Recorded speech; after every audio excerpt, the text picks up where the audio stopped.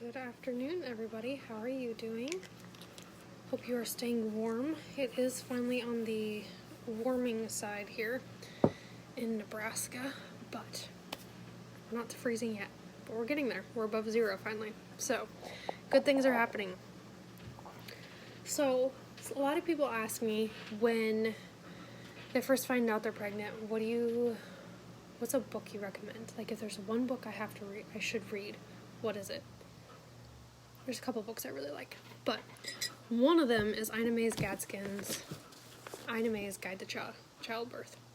She is a natural direct entry midwife, and she has been attending birth since 1971. Yes, 1971. When she and her partners founded the Farm Midwifery Center. She learned how most direct entry midwives learned through observing, watching birth happen naturally in homes, usually. Excuse me. And she earned the respect of the doctors in the area to the point where they had a working relationship. They had on-call backup. I think they still do. I don't know if the Farm Midwifery Center is still functioning, actually. Too far away for me to look into, but if you're somewhere in the Tennessee area, check it out. Anyway, in her book, the reason I like this book, the first half of it is literally all birth stories. This whole part is the birth stories of different women that she and her partners have attended. Some of them are in their birth center. A lot of them are at home. There's a few of them that actually were in hospitals settings. But yeah, this whole thing. The second half of this book is what happens during labor. Your mind-body connection. It talks about, and yes, mind-body connection is huge in especially in labor. The pain, pleasure, rivetal, what happens in labor, sphincter's law. That's a very interesting one. I actually forgot about that one during labor with my son, and a lot of people do. You forget about that when you're in pain, actually. How just natural ways to help you give birth and get things moving.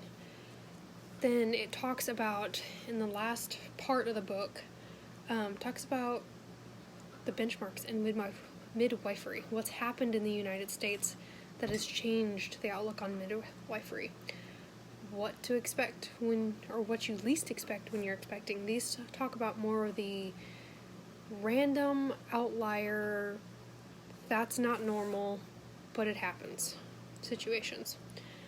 Vaginal birth after cesarean, if that's one of them that you are looking into, that's also in here. The biggest, actually not the biggest, one of the nice things about this book is in the back, it lists questions for you for interviewing a provider. And I've talked about this a little bit before. And it has the questions for a home birth-based midwife, hospital-based, an OB or family doctor, a doula, because a lot of doulas are very helpful during birth, and it gives you questions specifically for those.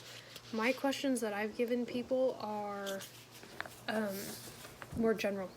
They're one set of questions so you can cross-compare everybody, basically. A lot of them were taken from this book, though. So that's the biggest things I love about this book. Not only does she lay out her years of experience in the natural methods of labor, but she has the science in here to back it up. So if you're a science guru, kind of like me, at the end of every chapter, let me find an end, it has all the sources for you. So if you really want to dive into the science studies, they're all here for you as well. So that's why this is one of my top recommendations for moms, whether it's their first or their fifth pregnancy. get this book, read it. I've actually reread it a couple times now. So that's my biggest piece of advice on what book you need to read. She has a couple other books out there that I have not read, but I've heard good things about. So feel free to check those out as well. But yeah, have a good Thursday. We'll talk to you later. Bye.